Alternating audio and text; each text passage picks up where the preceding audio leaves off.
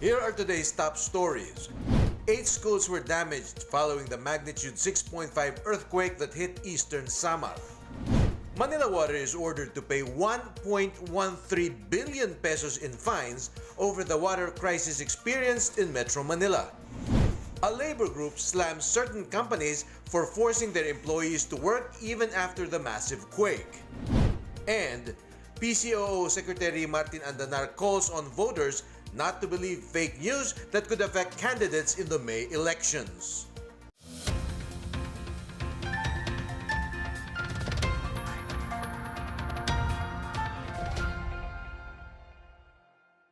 Good day, I'm Rom Dulfo. Welcome to the PNA Newsroom.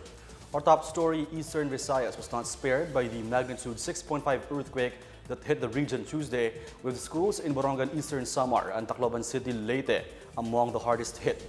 At least 8 schools in Borongan and Tacloban City were damaged by 6.5 magnitude quake, which shook the Visayas yesterday. DepEd says it has already coordinated with the disaster risk offices for the field situations and reports on infrastructure and non-infrastructure damages. Meanwhile, the Eastern Samar quake left at least 10 persons injured. A total of 35 buildings and structures were reported damaged. Eastern and Northern Samar have experienced power interruption due to the earthquake. Right after Luzon and Visayas were rocked by earthquakes, Mindanao was next to experience a strong tremor, this time in Davao Oriental. PHIVOLCS registered the earthquake at magnitude 4.7, which happened before noon Wednesday. The earthquake's epicenter was traced 63 kilometers northeast of Baganga. Intensity 1 was felt at Bislig City, Surigao del Sur. Unlike previous earthquakes, PHIVOLCS is not expecting damage or aftershocks. No tsunami warning was also raised. Porac, Pampanga has fallen silent as the town braced for aftershocks. Search and rescue operations continued through the night as volunteers looked for survivors under buildings destroyed by the earthquake. Here's our report. Porac, Pampanga turned into a ghost town on Tuesday night as establishments were closed down and roads were impassable following the massive quake that hit Luzon on Monday. Despite the summer mood, rescuers continued searching for the bodies of the dead and living under the rubble of buildings that collapsed during the tremor. Yung manig na ganun, bagsak niyan, alikabok. Pag hinto niya, hinto ng galaw na ano. Kasi ang ano niyan gumanon. Kahit gumanon, parang nag-dribble. Doon bumagsak na yun. Many residents were forced to evacuate at the first sign of trouble, and some of them had their homes damaged. Ay, malakas po. Nasa building din kami. Sa trabaho namin, malakas po yung pagdinig. Payugyug po. Malakas talaga. Maraming taong natakot. Ano ang ginawa ninyo kahapon? Nagkubli kami sa mga, pagkatapos, dong uminto na, bumaba kami sa building.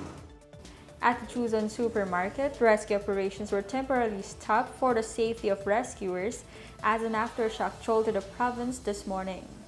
The Bureau of Fire Protection, Department of Public Works and Highways, as well as other concerned agencies and volunteers, joined forces to extract the bodies under the collapsed building throughout the night. Ma'am, within 24 hours of our search and rescue operation, meron po tayong 9 na rescue and 3 dead to the hospital. And then we have 5 casualties po. Depende sa mga makikita pa natin mga body dito sa loob ng building. Pero so far since kanina wala naman tayong family members na pumupunta dito to claim na meron silang kamag-anak dito. We only have one lang ng dam. May isang kamag-anak na lang na Oo. Rescuers have enough equipment to save more people from the ruins of Chuzon supermarket. The authorities also reported that 5 of the 14 people reported killed in Pampanga were dug out from the ruins of Chuzon. For the PNA Newsroom, I'm Joyce Goodies.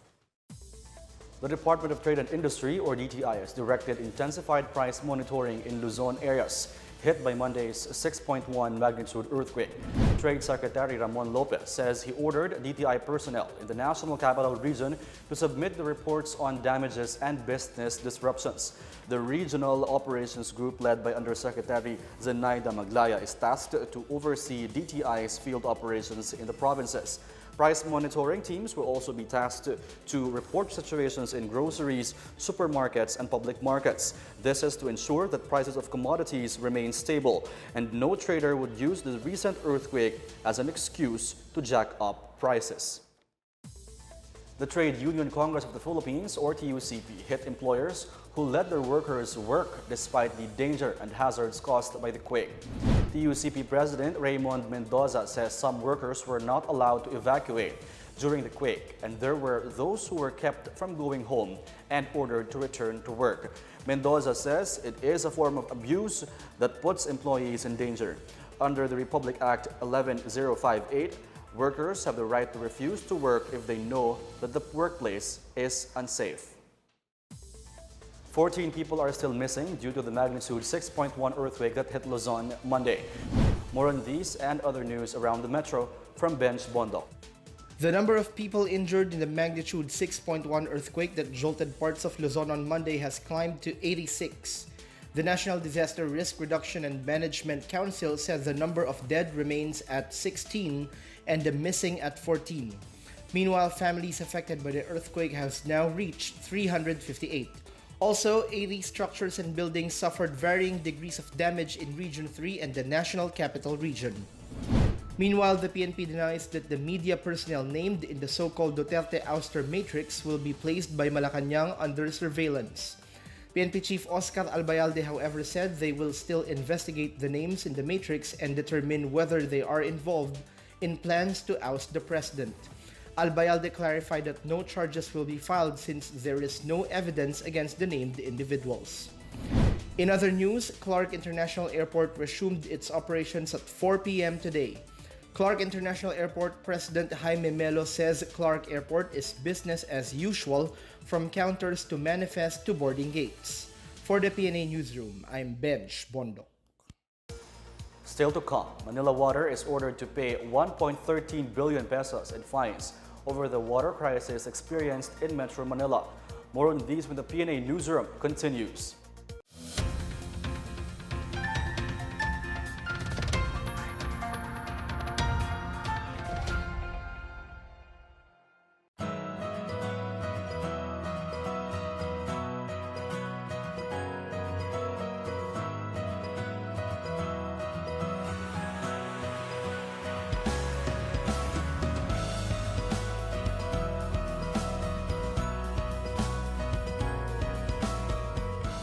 Ang Tuguegarao, ang regional center ng Cagayan Valley. Bagamat kilala bilang pinakamainit na syudad sa Pilipinas, hindi ito ligtas sa hagupit ng mga bagyo. Actually, noong November 5, 2010, ang Region 2, particularly ang Isabela Province, ay ang center ng Typhoon 1. Medyo naapektuhan yung ating operation, lalong-lalo na yung mga telcos nga ay nag-bug down na. But thanks, dahil mayroon tayong project na ang tawag ay PANP, dahil hindi niya talagang pinahintulutan na hindi tayo makapag-send ng mga news, mga updates, lalong-lalo na kung may mga casualties na or mga totally blown down houses na doon sa nasalanta ng bagyo. Itong PANP is a very good backup ng PIA and also yung DWPE dahil ginamit namin itong project na ito para yung day-to-day operations ng opisina ay hindi maapektuhan. Yes, ang PBS-BBS Tuguegarao ay mayroong 10 kilowatt transmitter power. Kaya kami nakakarating hindi lamang dito sa lungsod ng Tuguegarao, kundi sa buong Region 2. Yung PANP equipment kasi ginagamit namin siya for hookups kasi very clear ang signal at saka real-time siya compared dun sa internet. There was a time na talagang hindi na siya nagpa-function. Pati na rin yung internet namin actually nagkaroon ng problema dahil nung nagkabagyo, nagka-problema na lahat, internet namin, pati yung PANP, ganyan. Kaya sumulat ako na kung pwede sana ayusin itong equipment kasi sayang naman, andyan yung equipment, hindi napapakinabangan. kung meron kaming PANP, at least kapag mahina ang signal, pwede namin ma-share yun sa ibang computer kasi yung audio na kailangan namin sa RP1 sa Manila, kukunin na namin sa PANP. So malaki ang maitutulong niya para mapabilis yung trabaho natin to disseminate yung mga impormasyon na kinakailangan ibato sa ating mga tagapakinig.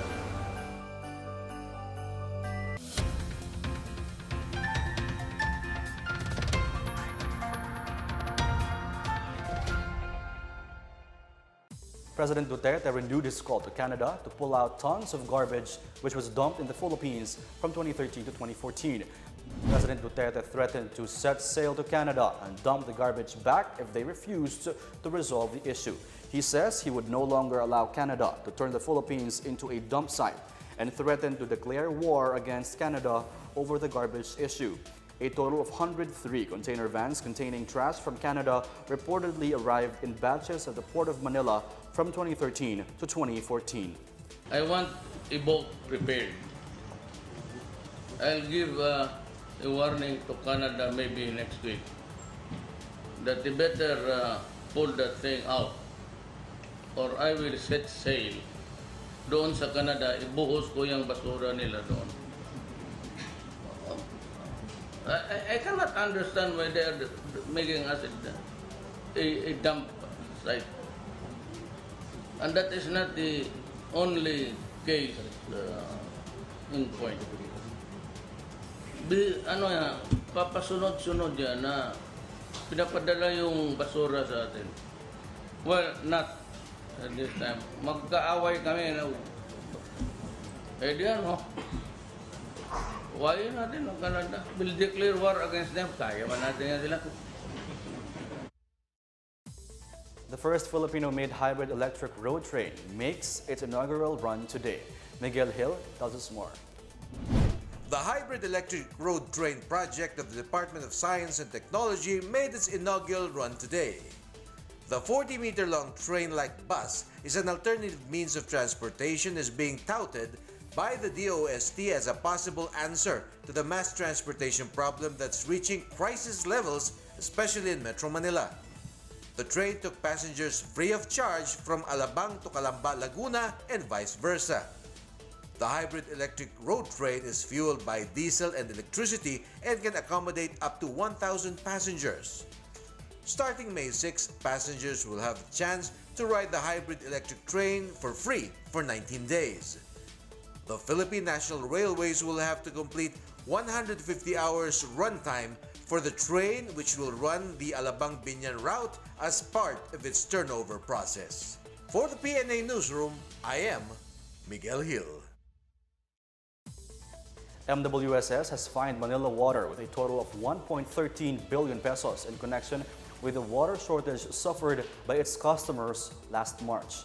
The penalties include 534 million pesos in fine and an additional 600 million pesos as fund for the development of new water supply source. Manila Water President Ferdinand de la Cruz says he will abide by the decision of the MWSS to pay the penalty and maintained that they are not the root cause for the shortage in water supply. However, they hold themselves accountable for being unable to serve its customers. A ministry of the Archdiocese of San Fernando, Pampanga has recommended a lockdown of the province's heritage churches following the magnitude 6.1 quake that rocked Luzon. According to the Archdiocesan Commission on Church Heritage Secretariat, no activities should be held inside and premises must be cordoned off until they are deemed safe. The Technical Secretariat is coordinating with experts and national agencies to assure everyone's safety. Pampanga has 24 heritage churches, including San Agustin Parish in Lubao, Santiago Apostol Parish or Beris Church in Guagua, San Guillermo Parish, Bacolor, Metropolitan Cathedral City of San Fernando, and Nuestra Senora del Pilar Parish in San Simon. Manila Archbishop Luis Antonio Cardinal Tagle has asked clergy members in the Archdiocese to check on the people and churches. In other news, a luxury hotel in Albay denies links to illegal drugs. Meanwhile, thousands flee as the military clashes with communist rebels in North Cotabato. More on these and other news from the provinces from Bench Bondo. In Albay, the management of the Misibis Bay Resort denies allegations that link the luxury hotel establishment to illegal drug activities. This after the so-called Bicoy videos branded Misibis Bay as headquarters and laboratory of a drug syndicate in Bicol. The management is coordinating with authorities to unmask and file appropriate and legal charges against those behind the video. In Nueva Ecija, all dams including the Mammoth Pantabangan Dam are safe after the 6.1 magnitude quake jolted the province on Monday. Pantabangan Dam generates electricity for the Luzon grid on top of irrigation for this province. In North Cotabato, thousands of civilians fled from Antipas and Magpet as clashes erupted between the government forces and communist rebels. The firefight between elements of the Army's 19th Infantry Battalion and the New People's Army left 2 soldiers and a civilian slightly wounded. North Cotabato police have been placed on heightened alert for possible diversionary attacks by the communist rebels. For the PNA Newsroom, I'm Bench Bondo. In our foreign news, Sri Lanka declared this day as a national day of mourning to remember the victims of the deadly blasts which rocked the country on Easter Sunday. Prime Minister Ranil Wickremesinghe expressed his condolences as he thanked all those who worked tirelessly to ensure the safety of all citizens. He said the attacks may have been in retaliation to the previous attacks on mosques in Christchurch, New Zealand. The government requested the public to raise a white flag outside their homes and institutions. Flags were also flown at half-mast. Sri Lankans observed a nationwide 3-minute silence to remember the victims. The explosions that hit churches and hotels around the capital of Colombo have so far killed 310 people and injured over 500. Up next, PCOO Secretary Martin Andanar calls on voters not to believe in fake news that could affect candidates in the May elections. San Miguel Beer moves 1 win closer to the PBA Philippine Cup Finals. The PNA Newsroom returns after these reminders.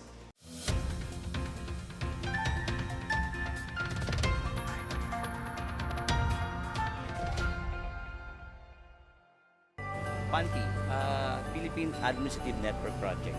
It's a satellite-based network project ng gobyerno yan, ang Office of the Press Secretary din, ngayon ni PCOO. It was funded by the RP Branch Financial Protocol, 1997 yan. PANTI po kasi sir, siya po yung nagbibigay ng network connection. So, isa siyang digital infrastructure. Ngayon, to maximize po yung infrastructure na to, ang mga services po tulad ng video conference, meron din po tayong tinatawag na teleconference, yung sa telepono makakausap nila lahat ng nasa remote stations. Nagbibigay rin tayo ng internet sa mga lugar, lalo na yung mga island provinces po na mabagal yung internet at hindi ganun ka-reliable. Nag-aano rin tayo ng audio broadcast na mahalaga rin na inaano sa PBS. Dahil po sa PANTI, meron tayong paraan para maikalat nationwide yung mga news tsaka information, mga programa ng gobyerno, mga proyekto na naiaan natin ibabalita sa Luzon, Visayas tsaka Mindanao yan. Nagpadala tayo kasi may request si station manager, si Sunny. 16 or 17, bumagsak kasi yun nung binagyo. So medyo napihit siya. Kailangan natin balikan agad para ma-realign natin, ma-repointing back. So yun yung tinatawag nating preventive maintenance na which is kailangan namin talaga yearly na hindi lang naman dapat yung Tuguegarao. So overall yung 27 sites natin dapat yearly na naiikot natin. Kaya nagpapasalamat po ang TBS, ang Radyo Pilipinas Tuguegarao sa PCOO sa pagpapadala ng team dito upang ayusin ang aming PANTI equipment at nang makatulong ito sa pagpapabuti pa ng broadcast operations ng ating himpilan.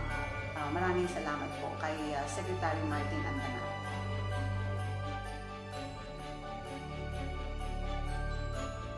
Ang Presidential Communications Operations Office sa ilalim ni Secretary Martin Andanar ay higit pang palalakasin ang media at mga linya ng komunikasyon ng gobyerno. Aayusin ang mga pasilidad at kagamitan upang ang bawat Pilipino sanmang sulok ng bansa ay marating ng mahahalaga at napapanahong balita at impormasyong kanilang dapat malaman.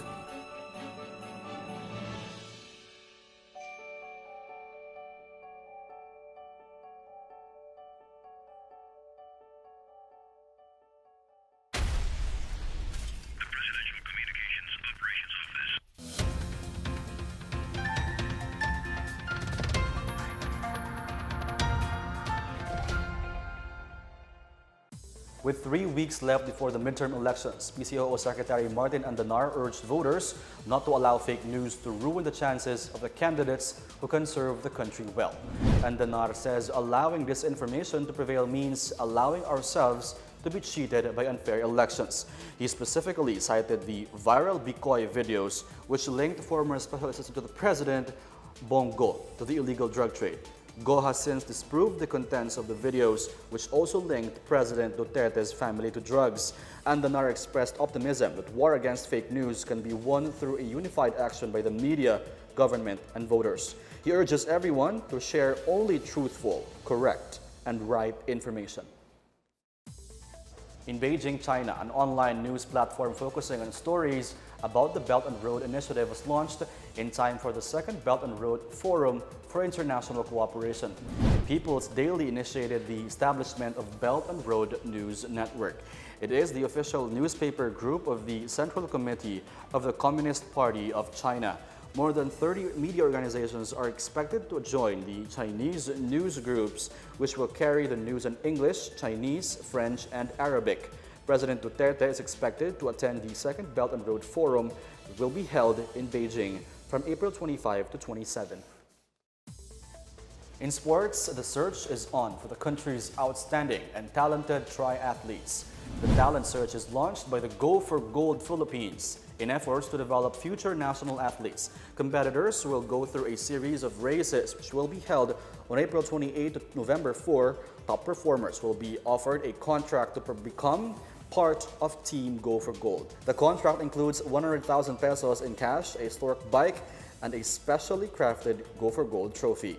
The 6 races will be held in Cebu, Vermosa Sports Hub in Cavite, Nuvali, Laguna, Davao, Clark, Pampanga, and Subic, Zambales. Winners will be announced after the November 4 race. San Miguel Beer bludgeoned Phoenix in an emotional Game 4 of the PBA Philippine Cup semifinals.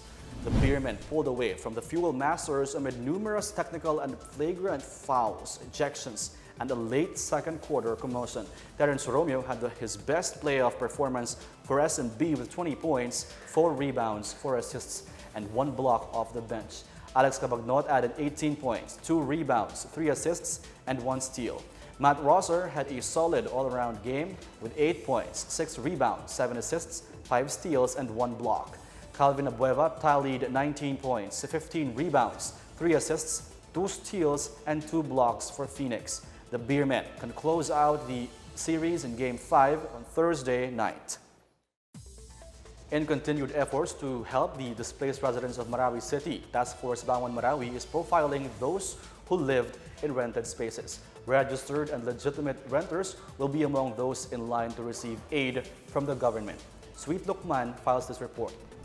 The Task Force Bangon Marawi is eyeing to profile the renters in this city once the Katanor profiling for the homeowners and sharers in returned barangays is finished. TFBM Chairman and Housing and Urban Development Coordinating Council Secretary Eduardo Del Rosario said during the recently held Bangon Marawi press briefing that the renters in Marawi would be profiled. TFBM Field Office Manager and HUDSI Assistant Secretary Felix Castro Jr.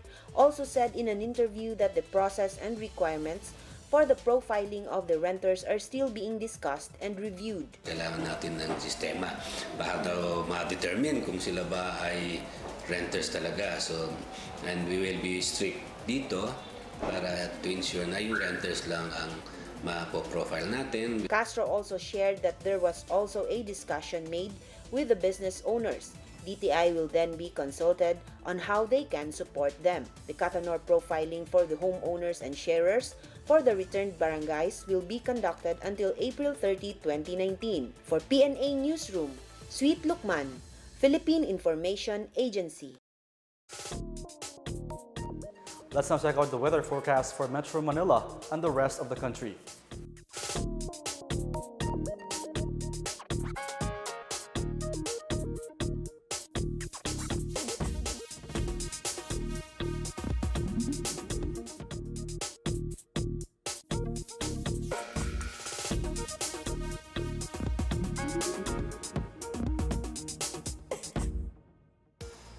Here's another look at today's biggest stories. 8 schools were damaged following the magnitude 6.5 earthquake that hit Eastern Samar. Manila Water is ordered to pay 1.13 billion pesos in fines over the water crisis experienced in Metro Manila. A labor group slams certain companies for forcing their employees to work even after the massive quake. And PCOO Secretary Martin Andanar calls on voters not to believe fake news that could affect candidates in the May elections. Thank you for watching another edition of the PNA Newsroom. To check out these and other stories, visit the PNA website or follow the Philippine News Agency on Facebook and Twitter. For more stories about the government and how it serves Filipinos, look for these hashtags in all our social media platforms and websites. And that's your daily dose of the latest news and information that you need to know from the PNA Newsroom. I'm Rom Dulfo. Good day.